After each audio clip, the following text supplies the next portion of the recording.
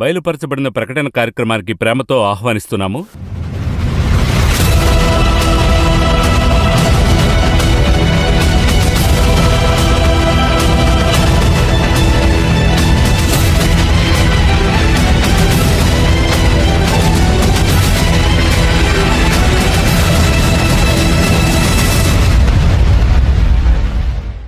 ఈ రోజు మనం చూడబోయే కార్యక్రమంలో రెవల్యూషన్ చాప్టర్ 12 చాలా ఇంట్రెస్టింగ్ అయిన చాప్టర్. ముఖ్యంగా తెలుసుకోవాల్సిన విషయం, బ్రదర్ ఎండి జగన్ ఈ ప్రోగ్రాం కూడా వచ్చి ఉన్నారు. ఆయన్ని స్వాగతిస్తూ కొన్ని ప్రశ్నలు అడుగుదాం. Brother Jagan, welcome to the programme. చాలా విషయాలు మనం రెవల్యూషన్ లో చాలా డీప్ గా పెడుతున్నాం. ఇంకా చెప్పాలంటే ఈ కార్యక్రమాన్ని చూడడానికి చాలా మంది ప్రేక్షకులు వెయిట్ చేస్తున్నారు, టీవీలోనైనా యూట్యూబ్ లోనైనా. అయినా గమనించండి, ఈ రెవల్యూషన్ చదువుతున్నప్పుడు it's a book of lot of science and ఒక విజువల్ ఫార్మేట్ వేరేలా ఉంది.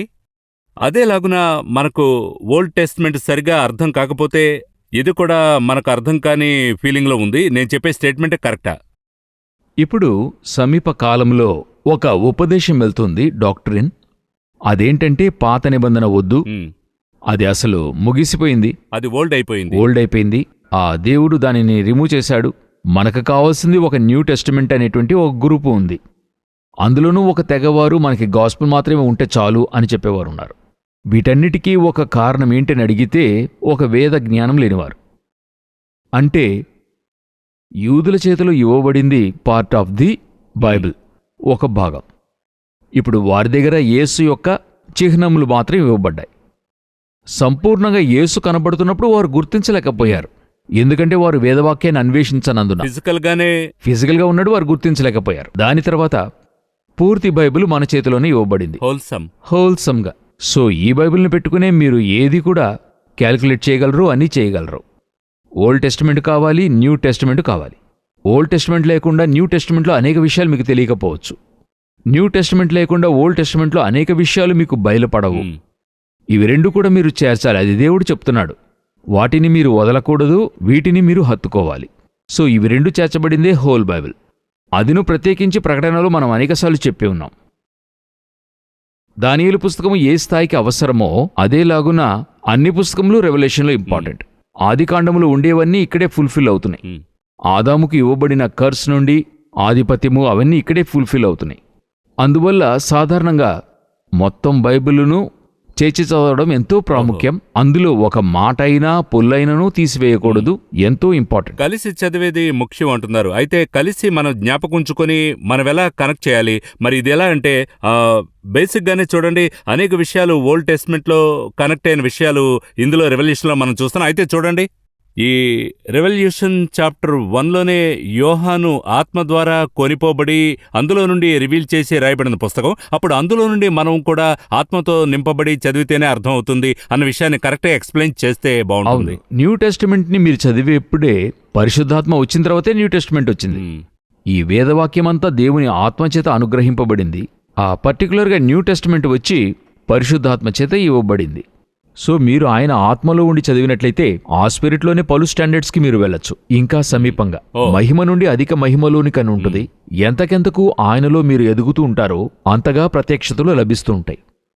కాబట్టి పరిశుద్ధాత్మతో మీరు కలిసి చదువుతున్న వారైతేనే మీకు ఆ యొక్క పాత నిబంధనలో ఉండేవి మీకు కనెక్ట్ చేస్తాడు. పాత నిబంధనలు ఇవి ఎక్కడెక్కడ వస్తున్నాయి. ఉదాహరణకు జ్ఞాపక శక్తి అనేది దేవుడిచ్చేటువంటిది, అలాగే మరిచిపోవడం కూడా ఆయన ఇచ్చేటువంటిది. రెండును మరచిపోవడం అనేది ఒక మహా గొప్ప గిఫ్ట్. అది గిఫ్టే, అవును. లేకపోతే ఏమవుతుందో ఆలోచించండి. మర్చిపోండి అని చెప్పినట్లు ఆ మరిచిపోవడం అన్నది లేక 40 సంవత్సరాలు జరిగిందంతా మైండ్లో ఉంటే ఎలాగుంటుందో చూడండి. మతి చెల్లించిపోతుంది. అవును, డేటా స్టోర్ అయి పగిలిపోతుంది. ఆ విధంగా జ్ఞాపక శక్తి దేవుడిచ్చేటువంటిది, మరిచిపోవడం దేవుడిచ్చేటువంటిది. స్పిరిచువల్గా దేవుడు జ్ఞాపశక్తినిస్తున్నాడు, లోకంలో జరిగేవి మరిచిపోవడానికి దేవుడు కృపనిస్తున్నాడు. ఈ రెండును. సో ఇవన్నీ కూడా దేవుడు చేస్తున్నప్పుడే మనకివి కనెక్ట్ అయి ముగింపుకొస్తుంది. ఈరోజు ఇప్పుడు మనం రెవల్యూషన్ 12ని ధ్యానించబోతున్నాం. ఈ రెవల్యూషన్ చాప్టర్ 12లో ఇందులో మనం వెళ్ళడానికి ముందు ఫండమెంటల్గా మొదటి చాప్టర్లోనే పలు బైబిల్ వర్సెస్ ఉన్నాయి. అయితే మనం బేసిక్గా తెలుగు బైబిల్ ఫార్మేషన్ చెప్పినట్లు అది ఒరిజినల్ అని చెప్పి దానిలో ఒక పార్ట్ ఉంది. అయితే మనం రెవల్యూషన్ చాప్టర్ 12ని అర్థం చేసుకోవాలంటే హెవెన్ అంటే ఏమని అర్థం చేసుకునే ఒక సెన్స్ ఉంది. మరి హెవెన్ అంటే ఏమిటి? అది అర్థమైతేనే రెవల్యూషన్ చాప్టర్ 12ని మనం అండర్స్టాండ్ చేసుకుని అందులో ముందుకు కొనసాగొచ్చు. అది ఇంగ్లీష్ తర్జుమాలో హెవెన్ అనే పదం ఒక డిఫరెంట్ మాటతో ముగించబడింది. తెలుగు బైబిల్లో మరొక మీనింగ్ ఉంది. సో ఈ విషయం కొంచెం ఎక్స్ప్లెయిన్ చేయండి. నేను దీన్ని ఎలా చదవాలి 12వ చాప్టర్ని? ఇది కొంచెం ఎంతో లోతుకెళ్ళి చూడాలి. ఉదాహరణకు హెబ్రీ భాషలో ఉండే సంప్రదాయానికి మన భాష సంప్రదాయానికి వ్యత్యాసం ఉంది. ఆ ఒరిజినల్ హెబ్రీ భాషలో 2 పదాలే ఉన్నాయి, స్త్రీ మరియు పురుషలింగం. ఇవి రెండే బేసిక్. మన భాషలో 3వ పదం ఉంది, అది అని ఉంటుంది. అతడు, ఆమె, అది అనేది ఉంటుంది. ఈ అది అనేటువంటిది వచ్చి నిర్జీవము, జీవము లేనివి, non living things. Living things 2గా విభజిస్తున్నారు, ఆడ మగ, మేల్ ఫీమేల్. ఈ 3వ పదము హెబ్రీ భాషలో లేదు. నాన్ లివింగ్ థింగ్స్ ని కూడా ఆడ మగగా విభజిస్తారు. ఇది మగ చెట్టు, ఆడ చెట్టు. ఫండమెంటల్ గా అక్కడ అలా ఉంది. ఎందుకోసం అలా చేస్తున్నారంటే ఆదిలో దేవుడు సమస్తమును జాతులుగా చేసినట్టుగా బైబిల్లో ఉంటుంది. ఈ విధంగా జాతి అన్నప్పుడు దేవుని విధానంలో ప్రతిదీ ఆడది మగది అనేది వారి యొక్క నమ్మకం. అందువల్ల వారనేది మృగములో ఆడది మగది ఉంది, మనిషిలో ఆడామగ ఉన్నారు, అదేవిధంగా చెట్లలో ఆడామగ ఉన్నాయి. ఒక స్థాయి పైన వారు ఎలా చెప్తున్నారంటే ఈ యొక్క చెక్కలో కూడా ఒక ఆడది మగది ఉందంటారు. టంబ్లర్లో కూడా ఆడా మగ టంబ్లర్ ఉంది. ఆ విధంగా వారు ప్రతిదీ చెప్తూ ఉంటారు.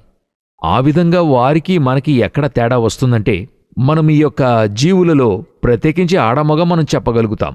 వీటిని మినహాయించి చెప్పాలంటే 6 భావాలుండేవి తప్పించి మిగతావన్నీ నిర్జీవముగా భావిస్తున్నాం. ఆ నిర్జీవానికి అది అనే పదాన్ని కల్పించాం. ఇప్పుడు మీరు ఉదాహరణకు ప్రకటన 13:1లో సముద్రములో నుండి మృగము పైకి వచ్చుట చూచితిని, దాని కొమ్ములు అని మనం చెప్తూ ఉన్నాం. కాని హెబ్రీ భాషలో మీరు చూసినట్లయితే అతడు వచ్చెను అని ఉంటుంది, మేల్. ఎందుకంటే ఆ మృగము మగది అనేటువంటిది వారి యొక్క కాన్సెప్ట్.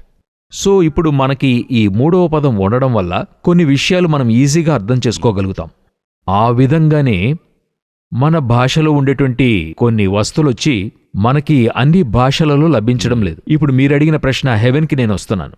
ఆదికాండము 1:1 ఆది యందు దేవుడు భూమి ఆకాశములను సృజించెను అని రెండుగా విభజన అవుతుంది. ఇప్పుడు ఈ ఆకాశం అనే పదానికి, పరలోకం అనే పదానికి, అంతరిక్షం అనే పదానికి 3 విభాగాలున్నాయి మనకి. ఆకాశముంది, అంతరిక్షముంది, పరలోకముంది. ఈ మూడిటికి ఇంగ్లీష్లో హెవెనే ఉంది, ఒకే పదం, ఒకే ఓడు ఉంది. కొందరు స్కై అనే పదాన్ని వాడతారు, ఆ స్కైని కూడా వేరే స్థలానికే వాడుతూ ఉన్నారు. ఇప్పుడు మన భాషలో చూసినట్లయితే ఆదియందు భూమ్యాకాశములనేటువంటిది ఉంది. కాని ఇంగ్లీష్లో ఆకాశములు, God created the heavens and the earth అని ఉంటుంది. ఇప్పుడు కీర్తనల్లో చెప్పబడినట్టుగా ఆకాశవాసులారా యెహోవాను స్తుతించుడి అని ఉంది. ఇప్పుడు ఈ ఆకాశవాసులారా అంటే ఏంటంటే యూదుల నమ్మకం ప్రకారం 7 ఆకాశములు, 7 స్టేజెస్ ఆఫ్ హెవెన్ అని చెప్తూ ఉంటారు. అంటే ఉన్న ఆ 7 ఆకాశములలో 7వ ఆకాశం పరలోకమై ఉంది. అప్పుడు క్రింద ఉన్న 6ను పరలోకం యొక్క 6 స్థాయిలుగా వారు తీసుకొస్తున్నారు. అలాగుంటున్నప్పుడు మనకి ఆ విధంగా కాదు. ఇప్పుడు మనము ఆకాశం అన్నది దేన్ని సూచిస్తున్నాం? స్కై. పైన చూస్తున్న స్కైని ఆకాశం అంటున్నాం. దానికిపైన ఉన్నటువంటి ఒక స్థలాన్ని వచ్చి ఆకాశ విశాలము, అట్మాస్ఫియర్ అని మనం చెప్తున్నాం.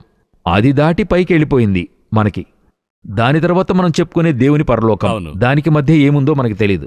ఇంతటితో మనకు పరలోకము, అంతరిక్షము, ఆకాశము అలా ఉంది. ఇక్కడ కొత్త ఆకాశం, కొత్త భూమి ఉంది. కొత్త ఆకాశము, కొత్త భూమి అని మనం చెప్తాం. అయితే మీరు హెబ్రీయులను మీరు తీసుకున్నట్టయితే, ఇప్పుడు పౌలుని తీసుకోండి, ఆయన చెప్తున్నాడు 3వ ఆకాశం వరకు కొనిపోబడ్డాను అన్నాడు. 3వ ఆకాశంగా దేన్ని సూచిస్తున్నాడంటే క్రింద భాగములో పరదైసును చెప్తున్నాడు. పరదైసు, దాన్ని 3వ ఆకాశం అని అంటున్నాడు. అప్పుడు ఆ 3వది అని చెప్తున్నప్పుడు దానికి స్థాయిలున్నాయని మనకి బాగా తెలుసు. వారి నమ్మకం ప్రకారం 7 స్థాయిలు. ఆయన 3వ స్థాయికి వెళ్ళిపోయాడు. మరొక ఉదాహరణ బైబిల్లో నుంచి, సుడిగాలి చేత ఏలియా ఆకాశమునకు ఆరోహణమాయనని ఉంది. అతను వెళ్ళిన ఆకాశము దేనిని సూచిస్తుంది? ఇప్పుడు మనకు పరలోకం దేని సూచిస్తుంది? దేవుడుండే స్థలమే పరలోకము, హెవెన్ కదా. అయితే వీళ్ళకి హెవెన్ అనేటువంటిది పరలోకం మాత్రమే కాదు, హెవెన్స్, పరలోకములు. పరలోకములు అనేకములు ఉన్నాయి, పలు స్థాయిలు. ఈ ప్యారడైస్ అనేది ఒక పరలోకం వారికి. ఏలియా వెళ్ళింది ఒక చోట, మేబీ ఆయన కూడా ప్యారడైస్కి వెళ్ళుండొచ్చు, అదొక స్థలం. ఈ విధంగా పలు స్టేజెస్ ఉన్నాయి. ఇప్పుడు ఉదాహరణకు మీకు చెప్తాను. దేవుడుండే పరలోకం ఒకటి, మన విశ్వాసులకు వీక్షకులకు ఇది ఎంతో ఉపయోగపడుతుంది. దేవుడుండే పరలోకము ఒకటి, అదే మనం దూతలందరూ నిలుచుని ఆయన అదే ఆరాధించారు. నేను వెళ్ళి I will go and create mansions to you అన్నాడు కదా. మ్యాన్షన్స్ అన్నటువంటిది అది వేరే మరొకటి. కాంటెక్స్ట్. తండ్రి ఇంట అనేక నివాస స్థలములున్నవి, ఉన్నాయి. అనేక స్థలాలున్నాయి. తండ్రి ఉండే స్థలం ఉంది, హెడ్ క్వార్టర్స్, హెవెన్ అనేటువంటిది ఉంది. ఈ హెవెన్ తర్వాత ఇవన్నీ కూడా బైబిల్లో మనకు తెలిసినంత వరకు చెప్తూ ఉన్నాను. రెండవది, ఒక కాలములో పిశాచి ఒక స్థలములో ఉండాడు, మీకు తెలుసు అనుకుంటా. అతడెక్కడ ఉండాడంటే ఒక అడుగు క్రింద, ఒక స్థాయి క్రింద. అందువల్ల అతడు చెప్తాడు, నేను ఆకాశానికి ఎక్కుతాను. అతడు చెప్పే మాట, నేను ఆకాశానికి ఎక్కుతానని చెప్తే కాదు, ఆ లెవెల్ ఒక లెవెల్ క్రింద ఉంటాడు. సరే, ఇది రెండవ లెవెల్.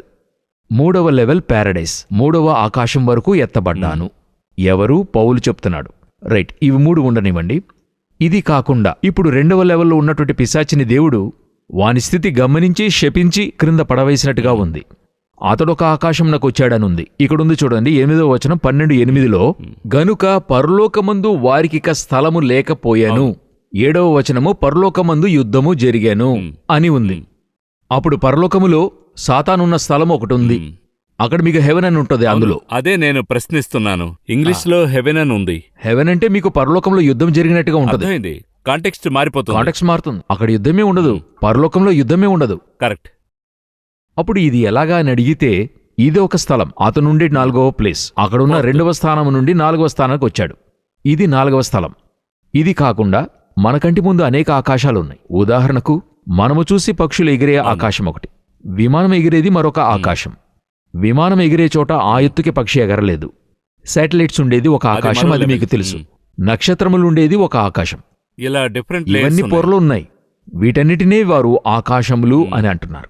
ఇప్పుడు మనకిక్కడ ఏమిటి ఒక గొప్ప వసతి ఏంటంటే, మన మూల భాషలో చెప్పుకోవాలంటే హెబ్రీ భాష పండితులను పెట్టుకున్నారు, గ్రీకు పండితులను పెట్టుకున్నారు, మన భాష పండితులను పెట్టుకుని తర్జుమా చేసేటప్పుడు ఏ పదము చేత చెప్పబడుతుందో అక్కడ చూస్తున్నారు. ఏ విధముగా అక్కడ ఇవ్వబడింది, ఆకాశమని ఇవ్వబడిందా, పరలోకమని ఇవ్వబడిందా. కాని ఆ స్థలంలో ఇంగ్లీష్లో రెండిటికీ పదము లేనందువల్ల వారు ఏం చేశారు, రెండిటికీ హెవెన్ అని చెప్పుకున్నారు. కాని మనకలా కాదు. ఇప్పుడు మనకే చూడండి, ఇంగ్లీష్లో లవ్ అనేది ఒకే పదము. మనకి ప్రేముంది, ఆప్యాయతుంది, వలపుంది, ఇన్ని పదాలున్నాయి. వీటన్నిటికీ వారికి లవ్వే ఉంది, ఒకే పదం, ఒకే మాట ఉంది. సో ఆ విధంగానే ఇక్కడ మాటలు వేరవుతూ ఉన్నాయి. మనకి ఆయా సందర్భానికి తగినటువంటి మాట ఉంటుంది. ఆ విధంగా మన యొక్క భాషలో ఆ విధంగా ఉన్నప్పుడు మీకొచ్చి ఈ వ్యత్యాసాన్ని చూపించడానికి ఈజీగా ఉంటుంది. దానినే ఈ స్థలంలో చూస్తున్నాం. ఈజీగా ఉంది, కన్ఫ్యూజన్ అవ్వడానికి ఆస్కారం ఉంది. మన భాషలో కాదు, మనకలాగా జనరల్ గా ఉన్నప్పుడే. మన భాషలో మీకు బాగా తేటగా, బాగా ఆలోచించి, అది గొప్ప కృప, దేవుడు మనకిచ్చిన ఆధిక్యత. తెలుగు లాంగ్వేజ్ ఒక బ్లెస్సింగ్ గా ఉంది, ఎంతో గొప్ప బ్లెస్సింగ్ అయిన భాష. మన దేశంలో తమిళ భాష అయితే, మరి హెబ్రీ భాష వంటి పురాతనమైన రీతిలో దేవుడు ఉంచాడు. ఇది ఆలోచించండి, ఈ లోకము సృష్టింపబడినప్పటి నుండి, ఒక భాష ఏర్పడినప్పటి నుండి తమిళ భాష ఉంది. మనం చెప్పుకోవడం లేదు, ఆక్స్ఫర్డ్ యూనివర్సిటీలోనే చెప్పారు. వారే కనిపెట్టి తమిళము పురాతన భాష అన్నారు. మరి నోవాహు కాలము నుండి 5000 సంవత్సరములైతే అప్పటి నుండి తమిళ భాష ఉన్నట్టే. అప్పుడు దేవుని యొక్క క్రియలను ఆ ఆది కాలము నుండే మరెంతో తేటగా చూడొచ్చు. ఎందుకంటే అప్పటి నుండి ఏర్పడింది కాబట్టి. మిగతా భాషల కంటే ఎంతో పురాతనమైనది, అందువల్ల మాటల అధికము, దాదాపు 247 అక్షరాలు. అంతటికీ కూడా దేవుడు మనకి ఇటువంటి ఆశీర్వాదాన్నిచ్చాడు. అందువల్ల ఈ వ్యత్యాసము చేత చక్కగా అర్థం చేసుకోగలం మనం. 12th chapter revolution. ఎలా మనం దీన్ని అర్థం చేసుకోవాలి? చాలా మంది పలు విధాలుగా ఎక్స్ప్లెయిన్ చేస్తున్నారు. మీరు ఎక్స్ప్లెయిన్ చేయడానికి బేస్ ఏది? ఏ ఫ్యాక్టరీతో మీరు ఎక్స్ప్లెయిన్ చేస్తున్నారు? మనమిప్పుడు ఒకే విధంగా వాక్యము నుండే, ఏదైనా ఫండమెంటల్గా దేవుని వాక్యమే మన ఫౌండేషన్. ఎందుకంటే మొదటి ఎపిసోడ్లోనే మనం దీని గురించి చెప్పాం. మనం ఏది కూడా ఊహించకూడదనే మనం చెప్పి ఉన్నాము, అస్యూమే చేయకూడదు. ఎందుకంటే మన అసంప్షన్ ఎప్పుడు తప్పే. మనం మంచిగా ఉంటుందని చేస్తామో అది తప్పుగా ఉంటుంది. అందువల్ల ఎప్పుడు వాక్యముతో సరైనదిగా ఉన్నట్టయితే అది కరెక్టు, అంతే. ఇప్పుడు 12వ అధ్యాయానికి వచ్చి కొంత ఇంట్రొడక్షన్ మీతో చెప్పాలని ఆశపడుతున్నాను. ఈ హెవెన్ మరి ఆకాశము, హెవెన్స్, పరలోకము కన్ఫ్యూషన్ ఉంది కదండి. ఇప్పుడు ఇందులో చూసినట్లయితే అప్పుడు పరలోకమందు ఒక గొప్ప సూచన కనబడెను. ఎందుకంటే ఆ తర్వాత లోనికి వెళ్ళడానికి ఈజీగా ఉంటుంది. ఇప్పుడు మీరు ఇంగ్లీష్లో చూసినట్లయితే a sign in the heaven అని ఉంటుంది, అపియర్డ్ ఇన్ హెవెన్ అని ఉంటుంది. ఇది పరలోకమని మీరు తీసుకున్నట్టయితే, అలా తీసుకోకూడదని చెప్పడానికే వస్తున్నాను. ఒకవేళ పరలోకమని ఊహించి చదువుతారు కొందరు, సాధారణంగా చదివేవారు పరలోకమందు గొప్ప సూచన కనబడేను అంటే పరలోకం నుండి ఒక సైన్ అని అనుకుంటారు. అక్కడొక స్త్రీ కనబడుతుంది. ఇప్పుడు ఈ స్త్రీని గురించి 6వ వచనములు చూడండి. ఆ స్త్రీ అరణ్యమునకు పారిపోయాను అని ఉంటుంది. అవును. సరేనండి. అవును. షీ రన్ అంటూ విల్డర్నెస్. అప్పుడు అరణ్యమునకు పారిపోయాను అన్నప్పుడు ఇది ఆకాశంలో జరిగే అంటే పరలోకంలో జరిగేది కాదు. పరలోకంలో ఎక్కడ అరణ్యం ఉంటుంది? పరలోకంలో ఎడారి ఎలాగుంటుంది? రెండవది, దీనిపైన మరొక కన్ఫర్మేషన్. 14వ వచనములో అచ్చట ఆ సర్పముఖమును చూడకుండా ఆమె ఒక కాలములు అర్ధకాలము పోషింపబడును, అరణ్యములో ఉన్న తన చోటికి పోయిను. అలాగా తిరిగి అరణ్యమన్నది కన్ఫర్మ్గా ఉంది. అప్పుడు పరలోకంలో ఏమి లేదు, అరణ్యము లేదు. మరొక కన్ఫర్మేషన్ 16వ వచనములో భూమి ఆ స్త్రీకి సహకారి అయి తన నోరు తెరచి తన నోట నుండి గ్రక్కిన ప్రవాహమును మింగివేశాను. అప్పుడు ఇది కన్ఫర్మ్గా ఎక్కడ జరుగుతుంది? భూమిలోనే జరుగుతుంది. అప్పుడు ఇది ఏమై ఉండదు, పరలోకము కాదు. అప్పుడు ఇది ఆకాశం. ఇది ఆకాశంలో జరిగిన ఒక సూచనగా ఉంది. ఒక సైన్ చూస్తున్నాం. ఆకాశములో ఒక స్త్రీ అరణ్యములోనికి పరిగెత్తుతూ ఉంది. అలాగే ఆమెకు గొప్ప పక్షిరాజు రెక్కలు ఇవ్వబడ్డాయి. అదేవిధంగా ఈ సర్పము రెండును ఏమిటన్నది యోహానికి చెబుతూ ఉన్నప్పుడు అది భూమిలో జరిగేటువంటి సంభవం. ఇప్పుడు ఆయన దర్శనమే చూస్తున్నాడు. ప్రతిదీ దర్శనమే కదా. ఆత్మలో అది చూపిస్తున్నాడు. ఆయన ఆకాశంలో చూపించిన సూచన ఎలాగుందంటే భూమిలో జరిగే సంఘటన ఆయన చూపిస్తున్నాడు. ఎందుకు దీన్ని ఆకాశంతో కనెక్ట్ చేస్తున్నాడు అనేటువంటిది చూసినట్లయితే ఈ స్త్రీ నుండి ఒక విషయం ఆకాశానికి వెళ్తుంది, ఆకాశము నుండి ఒక విషయము భూమికొస్తుంది. ఉదాహరణకు ఈ స్త్రీ యొక్క శిశువు, తర్వాత స్త్రీ శిశువు ఎవరని చెప్దాం. ఎందుకు ఇది ఆకాశానికి ఇవ్వబడింది అనే ప్రూఫ్ ఇద్దాం. ఈ స్త్రీ యొక్క శిశువు ఆకాశానికి ఎత్తికొనిపోబడెను. 5వ వచనాన్ని చూడండి.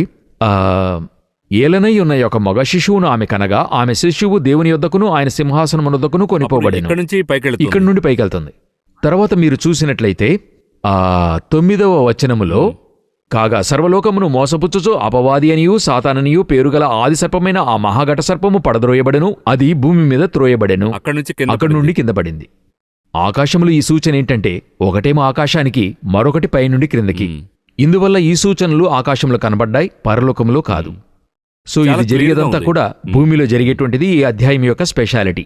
సో ఇక మీదట చదివేప్పుడు ప్రజలు దీన్ని పరలోకముగా భావించక హెవెన్ అంటే ఆకాశములో ఒక సూచనకు అర్థాన్నిస్తుందనే విషయం తెలుసుకోవాలి. సరే, ఇప్పుడు 12th చాప్టర్ యొక్క ఓవరాల్ ఆ విషయాన్ని చెప్పుకుందాం. ఆ తర్వాత కొన్ని విషయాలను కూడా మనం చర్చించవచ్చు. ఓవరాల్గా నేను చెప్తాను. అనేకులకు ఈ కన్ఫ్యూషన్ ఉంది. నా ఈమెయిల్కి నేరుగా క్వశ్చన్స్ పంపేవారు ఈ 12వ అధ్యాయంలో ఉన్న స్త్రీ ఎవరు, దాని గూర్చిన వివరణ మాకు ఇవ్వండి అని అంటారు. నాకిటువంటి సందర్భాని కోసం వెయిట్ చేస్తాను ఎక్కడైనా సరే. ఎందుకంటే ఇక్కడ చెప్పామంటే ఓవరాల్గా రీచ్ అవుతుంది. చూడండి, నేను చెప్పితే నా ఛానల్ చూసేవారికే రీచ్ అవుతుంది. మరి ఇక్కడ చెప్పినట్లయితే ఆల్ ఓవర్ 3-4 భాషలు మొత్తంగా వెళ్తుంది. ఎందుకంటే తమిళ్లో, హిందీలోనూ వేస్తున్నాం. సో అందువల్ల ఇటువంటి ఛాన్స్కి వెయిట్ చేస్తున్నా. ఇప్పుడు ఈ 12వ అధ్యాయంలో ఉన్న స్త్రీ ఎవరు అనేప్పుడు ప్రజలలో ముందుగానే మైండ్లో ఇది ఎవరనేటువంటిది కొన్ని విషయాలు నాటి ఉంచారు. ప్రీసెట్ గా అవన్నీ కూడా మనం ఏంటనేది చూద్దాం. మొదటిగా ఈమె ఎవరనేటువంటి విషయాన్ని చెప్తారంటే తల్లి మరియా అని చెప్తారు. వారిని గుర్చే చెప్పబడింది. వారు గర్భము ధరించినటువంటి కాలంలో జరిగిన సంఘటన. ఆమె మగ శిశువును కనెను అంటే యేసును కనెను. మగ శిశువు కొనిపోబడినంటే యేసు ఎత్తబడినందుకు సూచన. అలాగే అనిపిస్తుంది. 12 నక్షత్రములని ఉంది. అది 12 అపోస్తలులు. వారొచ్చి సూర్యుని ధరించినట్టుగా ఉంది. అదొచ్చి ఒక మహిమ, ఒక ఎల్లో కలర్ డ్రెస్ వేసుకున్నారు. చంద్రుడు నిలిచి ఉన్నాడు అనందులకు ఆ చంద్రునిపైన నిలిచి ఉన్నట్టుగా ఇటువంటివి అనేటువంటి వారి అభిప్రాయాలు చూస్తున్నాం. నిజంగా ఇది తల్లి మరియను సూచిస్తుందా అని మీరు చూసినట్లయితే శిశువు కొనిపోబడిన తరువాత జరిగేటువంటి సంఘటనలు ఇక్కడ ఉన్నాయి. శిశువు కొనిపోబడిన తరువాత ఇక్కడ దీన్నేమంటారంటే ఆ శిశువు గర్భములో ఉన్నప్పుడు సర్పము విరోధంగా నిలిచి ఉన్నదని ఉంది కదా. అంటే అప్పుడు యేసు గర్భములో ఉన్నప్పుడు హేరోదు చంపడానికి యత్నము చేశాను అనేటువంటిది వారు చెప్తారు, కనెక్ట్ అవ్వడానికి. అయితే వాస్తవంగా యేసు గర్భములో ఉన్నప్పుడు ఇది జరగలేదు. ఎందుకంటే హేరోదుకి యేసు గర్భంలో ఉన్నప్పుడు తెలియదు. యేసు జన్మించి బాగా తెలియాలి. యేసు జన్మించి అది శిశువుగా ఉన్నప్పుడు అతనికి తెలియదు. హేరోదు చెప్పేటువంటి మాట గమనించండి. జ్ఞానులు చెప్పినటువంటి ఆ కాలము ప్రకారము 1.5 సంవత్సరముల లోపల ఉన్నటువంటి శిశువులను చంపమన్నాడు. అప్పుడు జ్ఞానులు చెప్పేటప్పటికి ఎన్ని సంవత్సరాలు అయిపోయింది? ఆల్మోస్ట్ 2 years అయిపోయింది. ఎందుకంటే వీరు ఇరాకు నుండి రావాలి. తూర్పు దేశం నుండి వచ్చినట్టుగా ఉంటుంది. ఆల్మోస్ట్ ఆఫ్ఘనిస్తాన్, ఇరాక్ ఈ సైడ్ నుండి వచ్చిన వారుగా ఉన్నారు. వారు బయలుదేరి ఆ నక్షత్రాన్ని చూసి వచ్చి హేరోదుని మీట్ చేయడానికి దాదాపుగా 1 సంవత్సరం అయింది. అంతే కదా? అప్పుడు వారు ఫస్ట్ క్రిస్మస్కి లేరు. అర్థమవుతుందండి. వారు హేరోద్ దగ్గరకు వచ్చారు. వారు హేరోద్ దగ్గరకు వచ్చి హేరోదు ఆ తర్వాత ఆ లెక్కలన్నీ కూడా చూసి వారి ఆ రికార్డ్స్ అన్ని తీసి లెక్క చూసే లోపల వీరు ఆ జ్ఞానులు శిశువుని చూడటానికి వెళ్ళిపోయారు. జ్ఞానులకు చెప్పి పంపుతున్నాడు, వెళ్ళండి కనిపెట్టి నాకు చెప్పమంటాడు. వచ్చిన వారు వేరే మార్గములు ఊరికెళ్లారు. వెళ్ళిన వారు తిరిగి వస్తారని వెయిట్ చేస్తూ ఉండాడు. ఆ తర్వాత శిశువును వెదుగుతున్నాడు.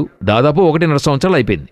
సో ఆ తర్వాతనే శిశువును వెదుగుతున్నారు. అలా వెతికినప్పుడే తల్లి మరియా యోసేపు వీరిద్దరూ చేరి శిశువుతో ఐగుప్తునకు వెళ్ళిపోయారు. సో ఈ స్థలములో గర్భములో శిశువు ఉన్నప్పుడే ఆ యొక్క సర్పము నిలిచిని ఉంది. ఒక మిస్ మ్యాచ్ అవుతుంది. ఆ మిస్ మ్యాచ్ అవుతుంది ఈ స్థలములో. ఈ విధంగా ఇది ఫస్ట్ పాయింట్. రెండవ పాయింట్, శిశువు కొనిపోబడిన తర్వాత ఆ స్త్రీకి విరోధముగా ఆ ఘటసర్పము నిలిచి ఉన్నది అనేటువంటి ఆ యొక్క వాక్యముంది చూడండి. సింహాసనమునొద్దకు కొనిపోబడెను. 5వ వాక్యములో ఆ స్త్రీ పారిపోయెను అని ఉంది. అవునా? మరి మనం చూసినట్లయితే యేసు ఆరోహణమైనది తన యొక్క 33.5 సంవత్సరాల్లోనే ఎత్తబడ్డాడు. అంటే శిలువలో మరణించి 3వ రోజు సజీవుడై ఆ తర్వాత 40 దినాలు ఇక్కడ యేసు ఉన్నారు. సరి ఎత్తికొనిపోబడిన తర్వాత మరియమ్మ అరణ్యంలోనికి పారిపోయారా అనేటువంటిది మీరు గమనిస్తే అపోస్తలుల కార్యములు 1వ అధ్యాయంలో 120 మంది కూడి ప్రార్థిస్తున్నారు. ఆ 120 మందిలో ప్రార్థించే ఒక వ్యక్తి ఎవరంటే యేసు యొక్క తల్లి అయిన మరియా అని ఉంటుంది. సరేనా? సో ఆ తర్వాత 40 దినాలు వారు ఎక్కడున్నారు? అక్కడే ఉన్నారు. ఆ స్థలంలోనే ఉన్నారు. ఆ తర్వాత కూడా వారు ఆ స్థలంలోనే ఉన్నారు. అరణ్యంలోనికి పారిపోయినట్టుగా హిస్టరీలో మనకి ప్రూఫ్ లేదు. సో ఇవన్నీ కూడా పెట్టుకుని మీరు చూస్తున్నప్పుడు ఇది 12వ అధ్యాయంలో చెప్పబడినటువంటి స్త్రీ అన్నది మరియమ్మ కాదు. అదే మనము వీళ్ళకి తేటగా చెప్పాలి. ఫండమెంటల్గా ఈ 12వ అధ్యాయంలో చెప్పబడిన స్త్రీ మరియమ్మ కాదు. అప్పుడు ఆమె ఎవరు? రెండవ క్వశ్చన్. ఇప్పుడు మీరు అడిగింది తర్వాత లింక్. ఇప్పుడు ఒక తెగవారు దీన్ని ఎవరని చెప్తున్నారంటే క్రొత్త నిబంధన సంఘం అని చెప్తున్నారు. క్రొత్త నిబంధన సంఘము అరణ్యములోనికి పారిపోతుంది. ఆ ట్రిబులేషన్ పీరియడ్ ఉపద్రవ కాలములో అది పారిపోవును. ఆ 12 నక్షత్రములన్నవి 12 అపోస్తలులను సూచిస్తుంది. తరువాత సూర్యుని ధరించడం అంటే మహిమ. పాదముల క్రింద చంద్రుడనేది ఆ పరమగీతములో సంగమునకు చంద్రుడనే సూచన ఉంటుంది. సో ఇప్పుడు వారు వస్తున్నారు. ఆ శిశువు యేసు జన్మను సూచిస్తుంది. జన్మించిన వెంటనే అరణ్యములోనికి వెళ్లడం ఇప్పటికీ అలా తీసుకున్నా అది క్రొత్త నిబంధన సంఘము కాదు. క్రొత్త నిబంధన సంఘమైతే యేసు కొనిపోబడిన తరువాత ఇది అరణ్యములోనికి వెళ్ళలేదు. దాదాపుగా అపోస్తలుల కార్యము 8వ అధ్యాయం వరకునూ సంఘము యెరూషలేములోనే ఉండింది. యెరూషలేములోనే ఆ తర్వాత 8వ అధ్యాయంలోనే వారు చెదరగొట్టబడ్డారు. చెదరిన వారందరూ సువార్తను ప్రసంగించారు. వారు సమరయకు వెళ్ళినట్టుగా ఉంది. మరల వారు యెరూషలేమునకు వచ్చినట్టుగా ఉంది. అరణ్యమునకు 3.5 సంవత్సరములు పారిపోయాను. అక్కడ గమనిస్తే 1260 దినములు అక్కడ తేటగా కనపడుతుంది. 1260 days క్లియర్గా ఉంది. ఇంత క్లియర్గా ఉంది. కాబట్టి ఇది క్రొత్త నిబంధన సంఘమును కాదు.